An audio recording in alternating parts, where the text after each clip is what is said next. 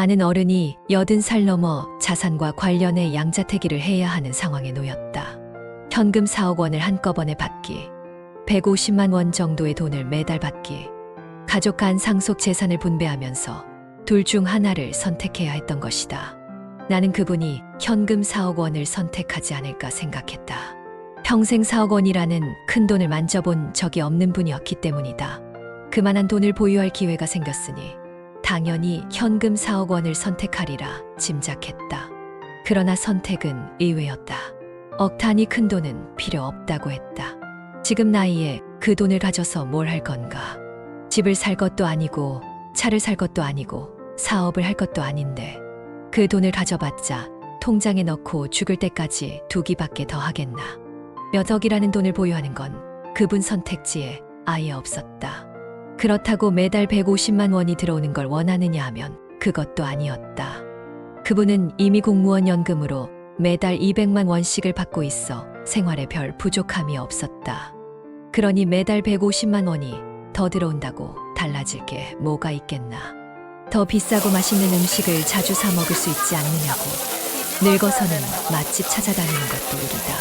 젊을 때는 그런 수고를 마다하지 않지만 80 정도 나이에는 주로 집밥을 먹고 밖에서 먹더라도 집 근처 평소 다니던 식당만 간다. 색다르고 특별한 음식, 맛은 있을지 몰라도 안 먹던 음식을 먹으면 소화가 안 되어 고생할 확률만 높아지는 나이다. 여행 가서 돈을 쓰면 되지 않느냐고. 이런 생각도 보통은 70대까지만이다. 80대가 되면 어디를 가려고 할 때 몸이 괜찮을까 하는 걱정이 앞서기 마련이다. 큰 결심을 하고 어쩌다 갈 수는 있겠지만 그건 정말 어쩌다 한 번 있는 일이다. 매달 150만 원이 더 들어오면 그 돈을 써야 의미가 있다. 그런데 돈을 쓰려면 지금 생활에 뭔가 변화가 생긴다. 80 넘은 나이에 그런 변화는 필요 없다. 더는 변화가 싫은 보수적이고 고루한 사람이 되기 때문이 아니다. 80대의 변화는 몸에 큰 무리를 줄 수 있다. 하루 몇백 미터만 더 걸어도 다리에 무리가 간다. 평소보다 조금만 더 먹어도 소화를 걱정해야 한다.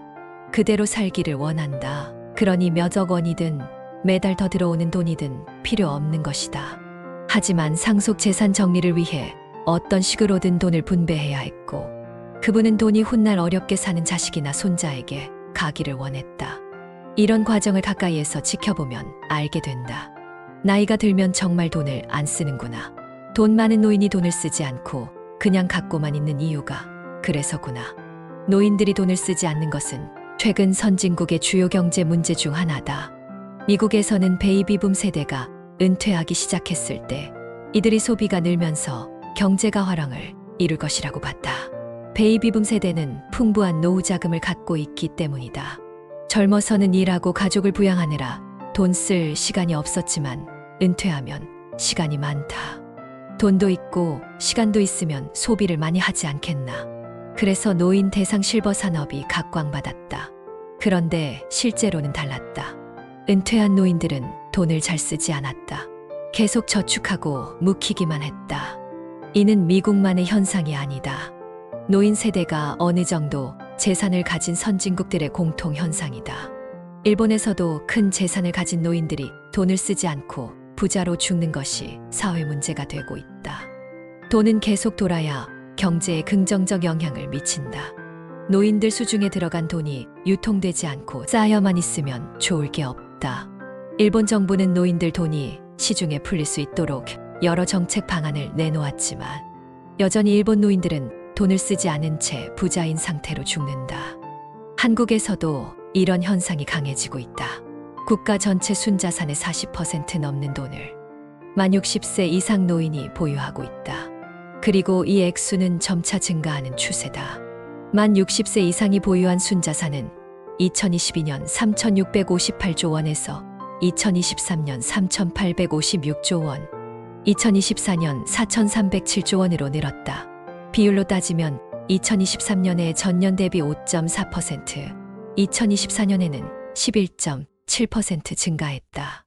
한국 경제 성장률이 연 2% 정도인데 같은 기간 노년층 자산이 10% 넘게 증가했으니 한국의 부는 노인층에 몰리고 있다고 해도 과언이 아니다. 노인들이 소비, 투자 활동을 활발히 하면 경제 전반에 큰 도움이 될 것이다. 비교적 돈을 잘 쓰는 사람이 있다고 해도 자산 규모에 비하면 거의 안 쓴다고 봐야 한다. 본인이 가진 돈을 충분히 잘 쓰고 많은 것을 경험하면 훨씬 행복할 것 같은데 왜 노인들은 돈을 안 쓰는 걸까? 이에 대해 가장 보편적으로 통하는 답은 언제 죽을지 모른다는 불확실성이다. 75세까지 살 것으로 예상해 돈을 다 쓰면서 화려하게 살았는데 막상 그 나이에 죽지 않고 건강하면 어떻게 해야 하나? 그러면 인생 3대 불행으로 불리는 노년 가난이 시작된다. 노년에 돈이 없어 가난을 겪으면 그 전에 아무리 풍요롭게 살았더라도 성공한 인생이라고 하기 어렵다. 몇 살까지 살게 될지는 아무도 모른다. 그러니 지금 돈을 낭비하면 안 된다고 생각하는 것이다. 그런데 이건 재산이 일정 규모 이하인 경우에만 해당하는 얘기다. 노후 자금이 10억 원가량 있는 노인은 향후 몇십 년을 더 살 수도 있기 때문에 돈을 아껴야 한다. 하지만 자산이 몇십억 원을 초과하면 예상보다 오래 산다고 해도 빈털터리가 될 염려가 없다. 그 정도로 돈이 있으면 걱정 없이 쓰면서 살아도 될 것 같은데 그래도 안 쓰는 것이다.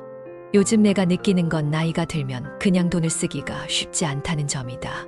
앞서 언급했듯이 돈을 쓴다는 건 새로운 경험을 의미하는데 나이가 들수록 도전과 변화가 어려워진다. 젊어서는 새롭게 운동을 시작해 다리가 부러져도 몇 달 깁스만 하면 된다. 하지만 나이가 들어 새로운 운동을 하다가 다리가 부러지면 평생 침대에 누워 살아야 할 수도 있다. 그런 위험을 감수하고 변화를 시도하기는 어렵다. 그래서 부자가 되기 가장 쉬운 연령대는 노년이다.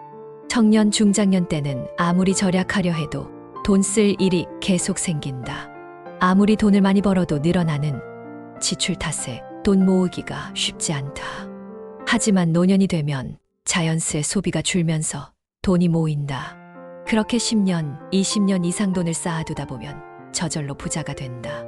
한국은 빈곤 노인도 많지만 부자 노인도 많다. 특히 은퇴 전 고정 수입원을 만들어둔 사람이라면 수입은 일정한데 지출이 줄어. 시간이 갈수록 부자가 될 가능성이 크다. 젊어서 부자 되기가 힘든 것이지 나이 들어 부자 되는 것은 상대적으로 쉽다. 만 60세 이상 노인의 순자산 규모가 계속 증가하는 한국을 볼 때면 나이 들수록 부자가 될 가능성이 크다는 말이 일리가 있는 것 같다. 돈을 쓰는 부자가 아니라 돈을 못 쓰는 부자가 된다는 게 문제지만 말이다.